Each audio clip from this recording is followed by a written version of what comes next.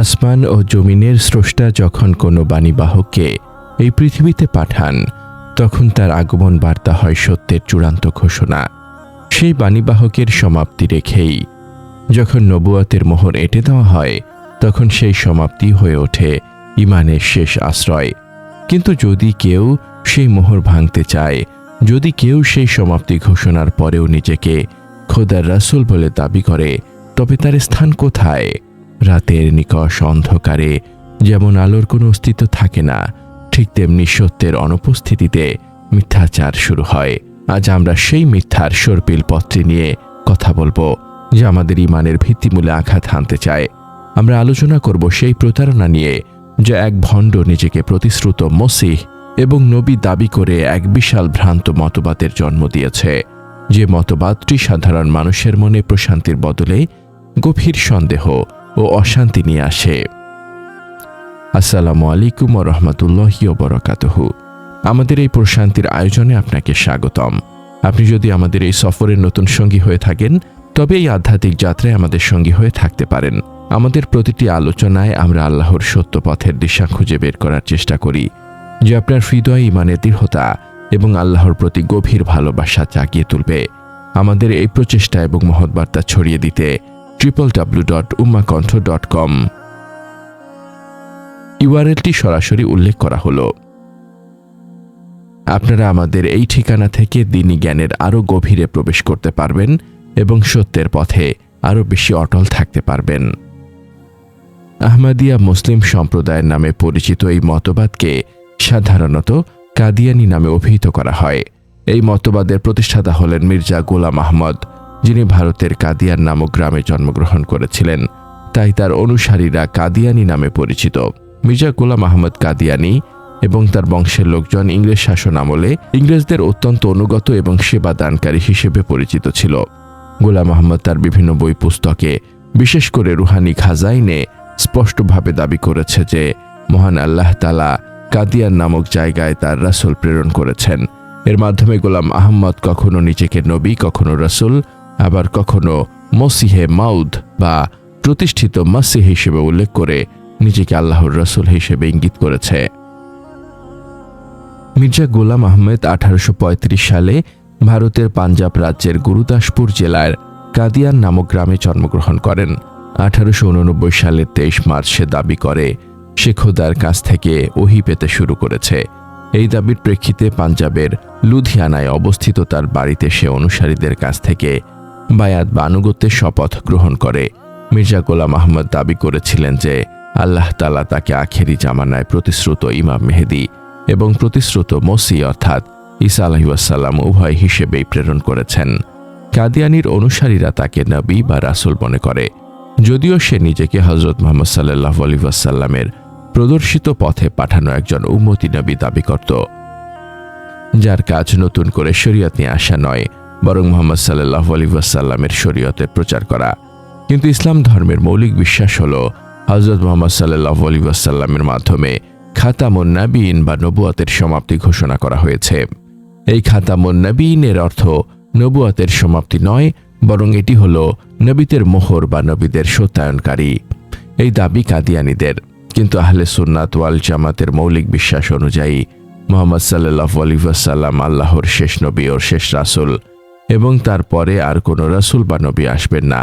আল্লাহ তাআলা পবিত্র কোরআনে সূরা আহজাবের 40 নং আয়াতে স্পষ্টভাবে ঘোষণা করেছেন, মুহাম্মদ তোমাদের পুরুষদের কারো পিতা নন, বরং তিনি আল্লাহর রাসূল এবং শেষ নবী, আর আল্লাহ সব বিষয়ে সর্বজ্ঞ। সূরা আহজাব আয়াত 40। যেহেতু গোলাম আহমেদ নিজেকে নবী, রাসূল বা প্রতিষ্ঠিত মাসিহ হিসেবে দাবি করেছে, তাই সারা বিশ্বের সমস্ত উলামায়ে কেরামের ঐক্যমতে গোলাম আহমেদকে নবী বা রাসূল মনে করা ইসলাম থেকে খারিজ হওয়া শামিল। এই কারণে তার অনুসারীদেরকে কাফের হিসেবে গণ্য করা হয়। ইসলামী পণ্ডিতদের মতে কাদিয়ানীর অনুসারীরা সাধারণ কাফেরের চেয়ে জঘন্য।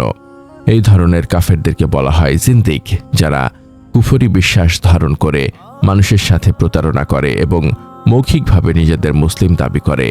ইসলাম ধর্মের মৌলিক বিশ্বাস আহলে সুন্নাত ওয়াল জামাতের মতে ঈসা আলাইহিস সালামকে মহান আল্লাহ তাআলা জীবিত অবস্থায় আসমানে তুলে নিয়েছেন এবং কিয়ামতের আগে তিনি আবারও পৃথিবীতে আগমন করবেন।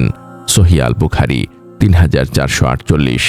কিন্তু মির্জা গোলাম আহমেদ দাবি করছেন যে হযরত ঈসা আলাইহিস সালাম সশরীরে আসমানে ওঠেননি, বরং তিনি স্বাভাবিকভাবে মৃত্যুবরণ করেছেন এবং ঈসা আলাইহিস সালামের পুনরায় আগমন ঘটবে না, বরং মুহাম্মদ সাল্লাল্লাহু আলাইহি ওয়াসাল্লামের উম্মতের মধ্য থেকে কেউ এই দায়িত্ব পালন করবেন। আর গোলাম আহমেদের মতে সে নিজেই এই দায়িত্বের জন্য নির্বাচিত হয়েছেন। সেই সাথে সুন্নিদের মতে ইমাম মাহদী ও মসি দুইজন ভিন্ন ভিন্ন ব্যক্তি হবেন, কিন্তু মির্জা গোলাম আহমদ একাই নিজেকে ইমাম মাহদী এবং মসি হিসেবে দাবি করছেন। এই মতপার্থক্যের কারণে অনেকে মনে করে যে সুন্নি এবং কাদিয়ানি হয়তো ইসলামের মাযহাবের মতো পার্থক্য, কিন্তু বিষয়টি মোটেও সেরকম নয়, বরং ভ্রান্ত বিশ্বাসের কারণে কাদিয়ানিরা আহলে সুন্নাত ওয়াল জামায়াতেরই অন্তর্ভুক্ত নয়। ইসলামের আকীদা ও বিশ্বাসের মৌলিক ভিত্তি হল আল্লাহর একত্ববাদ এবং মুহাম্মদ সাল্লাল্লাহু আলাইহি ওয়াসাল্লাম আল্লাহর রাসূলের সাক্ষ্য দেওয়া। এর পাশাপাশি রাসূল করিম সাল্লাল্লাহু আলাইহি ওয়াসাল্লাম যে আল্লাহর শেষ নবী ও শেষ রাসূল এবং তারপরে আর কোনো নবী বা রাসূল আসবেন না, এই কথার সাক্ষ্য দেওয়াটাও ঈমানের গুরুত্বপূর্ণ অংশ। যদি কেউ নবী সাল্লাল্লাহু আলাইহি ওয়াসাল্লামকে আল্লাহর রাসূল হিসেবে স্বীকার করে কিন্তু তাকে শেষ নবী হিসেবে স্বীকার না করে এবং তারপরে অন্য কোনো ব্যক্তিকে রাসূল বা নবী মনে করে, তবে সারা বিশ্বের সমস্ত ইসলামী পণ্ডিতের ঐক্যমতে তিনি মুসলিম নন। কাদিয়ানিরা গোলাম আহমেদকে নবী বলার কারণে মুসলিমদের কাছ থেকে ব্যাপক প্রতিরোধের শিকার হয়েছে। সে কারণে বর্তমান সময়ে তারা বিষয়টিকে ঘুরিয়ে পেঁচিয়ে অস্বীকার করার চেষ্টা করে। তবে তাদের নিজস্ব সাহিত্য ও বই পুস্তকে মির্জা গোলাম আহমেদকে পরিষ্কারভাবে নবী ও রাসূল হিসেবে উল্লেখ করা হয়েছে, যা সে নিজেও দাবি করেছিল। ঊনবিংশ শতাব্দীতে ভারতে ব্যাপক খ্রিস্টান ও আর্য সমাজবাদী ধর্মপ্রচার হতে থাকে। সে সময় মির্জা গোলাম আহমেদ ইংরেজ সরকারের পক্ষে অনেক গ্রন্থ রচনা করে ইসলামী জিহাদকে নিষিদ্ধ ঘোষণা করে। এই তথাকথিত আহমদিয়া মুসলিম সম্প্রদায় মূলত কাদিয়ানি ধর্মের অনুসারী। ইসলামের দৃষ্টিতে তারা প্রত্যেকেই কাফের এবং ইসলামের গণ্ডি থেকে খারিজ হয়েছে।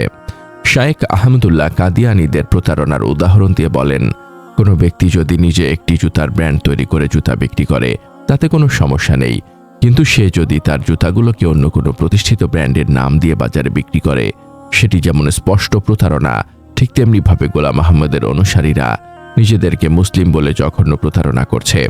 কাদিয়ানিদের এরকম প্রতারণার কারণে পাকিস্তান, ইন্দোনেশিয়া, মালয়েশিয়ার মতো অনেক মুসলিম দেশেই সরকারিভাবে কাদিয়ানিদেরকে অমুসলিম বা কাফের হিসেবে ঘোষণা করা হয়েছে। এমনকি সৌদি আরবেও কাদিয়ানিদের প্রবেশ নিষিদ্ধ করা হয়েছে। মির্জা গোলাম আহমেদের মৃত্যুর পর তার ঘনিষ্ঠ সাথী হাকিম নুরুদ্দিন খলিফাতুল মসিহ বা মসিহের উত্তরসূরি উপাধি নিয়ে তার স্থলাভিষিক্ত হয়। হাকিম নুরুদ্দিনের মৃত্যুর পর তার অনুসারীরা খেলাফত প্রথা প্রবর্তন করে। বর্তমানে কাদিয়ানিদের নেতৃত্ব দিচ্ছে তাদের নির্বাচিত পঞ্চম খলিফা মির্জা মশরুর আহমদ, যিনি লন্ডন থেকেই তাদের কার্যক্রমের নেতৃত্ব দিচ্ছেন। উইকিপিডিয়ার তথ্য মতে বর্তমানে পৃথিবীতে 213টি দেশে কাদিয়ানিদের কার্যক্রম চলমান রয়েছে, যা বিশ্বের সমস্ত দেশেই তাদের ক্রমবর্ধমান উপস্থিতি প্রমাণ করে। বাংলাদেশেও কাদিয়ানিদের কার্যক্রম লক্ষ্য করা যায়। যদিও বাংলাদেশ সরকার এখনও আহমেদী মতবাদকে অমুসলিম বা নিষিদ্ধ ঘোষণা করেনি, তবে বাংলাদেশের বিভিন্ন ইসলামী দল দীর্ঘদিন ধরে কাদিয়ানিদেরকে সরকারিভাবে কাফের ঘোষণার দাবি জানিয়ে আসছে। এইসব ফিতনার সময় একজন মুমিনের ঈমানকে রক্ষা করা সবচেয়ে বড় দায়িত্ব। ঈমান হলো সেই আলো যা অন্ধকারকে ভেদ করে আমাদের সত্যের পথে নিয়ে যায়। নবুয়তের সমাপ্তি অর্থাৎ খাতামুন নবীনের ওপর বিশ্বাস স্থাপন করা হলে সেই ঈমানের চূড়ান্ত মোহর। এই মোহর নিয়ে কোনো ধরনের সন্দেহ বা ভিন্ন মত পোষণ করা মানে ঈমানের ভীতি থেকে সরে যাওয়া। আমাদের সতর্ক থাকতে হবে যেন কোনো প্রতারক বা ভ্রান্ত মতবাদ আমাদের এই মৌলিক বিশ্বাসকে দুর্বল করে না দেয়। হে আল্লাহ, আমরা তোমার কাছে প্রার্থনা করি তুমি আমাদের ঈমানকে খাতামুন নবীনের বিশ্বাসের ওপর সুদৃঢ় রাখো। আমাদের হৃদয় থেকে সকল প্রকার সন্দেহ, শিরক এবং ভ্রান্ত মতবাদের অন্ধকার দূরীভূত করে দাও। মির্জা গোলাম আহমেদের মতো ভণ্ড নবীদের ফিতনা থেকে আমাদের পরিবার, আমাদের সমাজ এবং আমাদের উম্মাহকে হেফাজত করো। হে রাব্বুল আলামিন, কিয়ামতের দিন তুমি যেন আমাদেরকে তোমার প্রিয় হাবিব শেষ নবী মুহাম্মদ সাল্লাল্লাহু আলাইহি ওয়াসাল্লামের শাফায়েত থেকে বঞ্চিত না করো এবং তার দেখানো সত্য পথে অবিচল থাকার তৌফিক দাও। সহিহ মুসলিম 141। আমাদের এই মহৎ বার্তা ছড়িয়ে দিতে এবং ঈমানের মৌলিক সত্যগুলো সম্পর্কে সচেতনতা বৃদ্ধিতে অনুগ্রহ করে এই প্রচেষ্টাকে সাবস্ক্রাইব করে আমাদের সাথেই থাকুন।